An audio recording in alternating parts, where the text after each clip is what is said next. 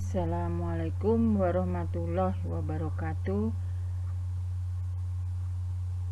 Selamat berjumpa kembali dalam pembelajaran daring pada hari ini dengan Rini Wastuning Tias.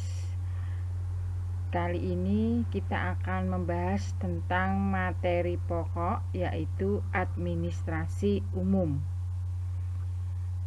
Sebelum kita memulai, kita buka dengan basmalah dulu. Bismillahirrohmanirrohim. Alhamdulillah, pada kesempatan pada hari ini kita masih diberi kenikmatan sehingga bisa bertemu dalam pembelajaran daring pada hari ini.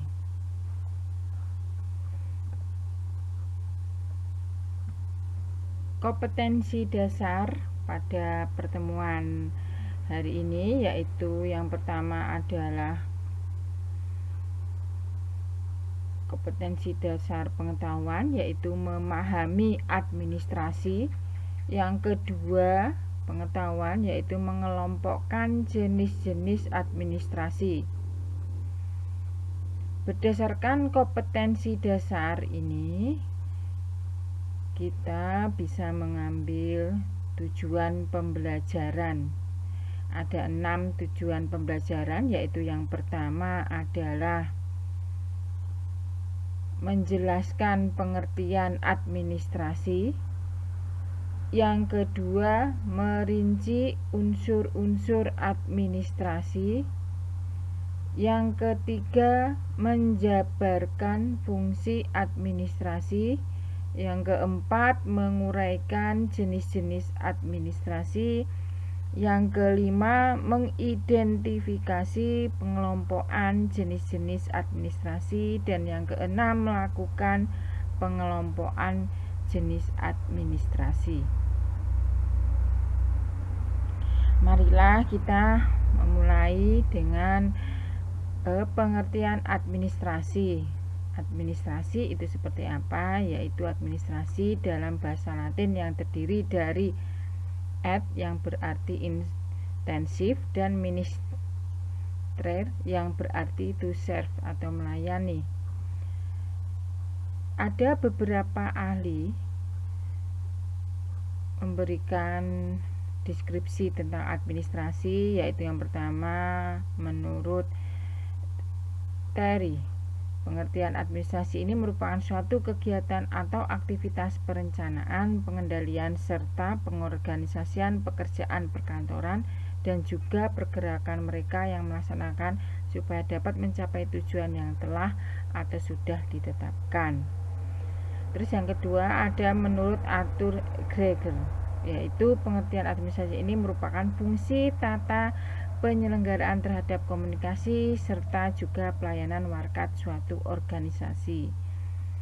Dan yang ketiga menurut Sondang P. Siagian, pengertian administrasi ini merupakan segala bentuk dari proses kerjasama antara dua individu atau juga lebih atas dasar rasionalitas terpilih guna mencapai tujuan yang sudah ditentukan sebelumnya. Beberapa ahli menyamakan istilah administrasi dan manajemen. Administrasi digunakan dalam istilah negara atau pemerintah, sementara manajemen digunakan dalam istilah perusahaan. Administrasi merupakan usaha dan suatu kegiatan yang berkaitan dengan pengelolaan kebijaksanaan untuk mencapai tujuan tertentu. Administrasi dalam definisi sempit merupakan kegiatan yang mencakup catat-mencatat, surat menyurat, pembukuan ringan, ketik-ketik, agenda, dan lain yang bersifat teknis ketatausahaan. Administrasi dalam definisi luas merupakan seluruh proses kerjasama antara dua orang atau lebih untuk mencapai tujuan dengan memanfaatkan fasilitas infrastruktur tertentu secara berdaya guna dan berhasil guna. Unsur-unsur administrasi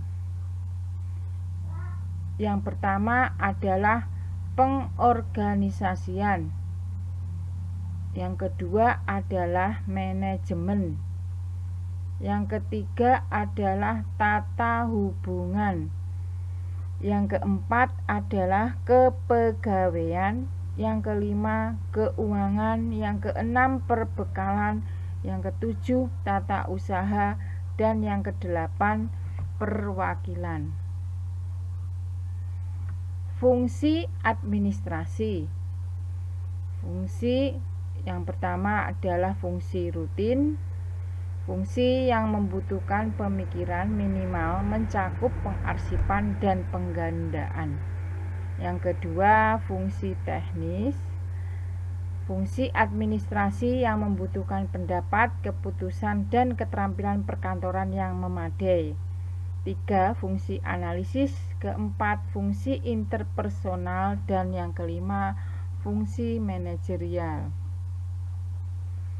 Jenis administrasi bisa dibagi menjadi 3, yaitu administrasi publik.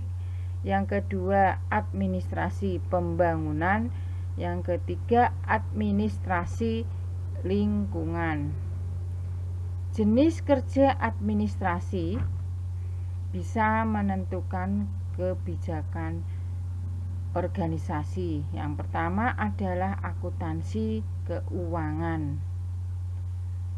Hasil dari kerja administrasi adalah pembukuan atau akuntansi, yang mana banyak diperlukan baik untuk intern perusahaan itu sendiri maupun ekstern.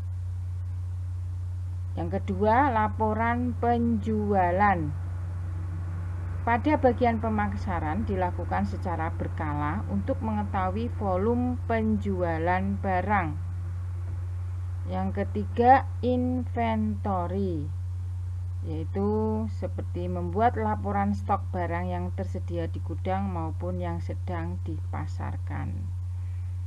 Jadi kita mengetahui berapa sisa barang yang ada di gudang maupun berapa yang ada di pasaran.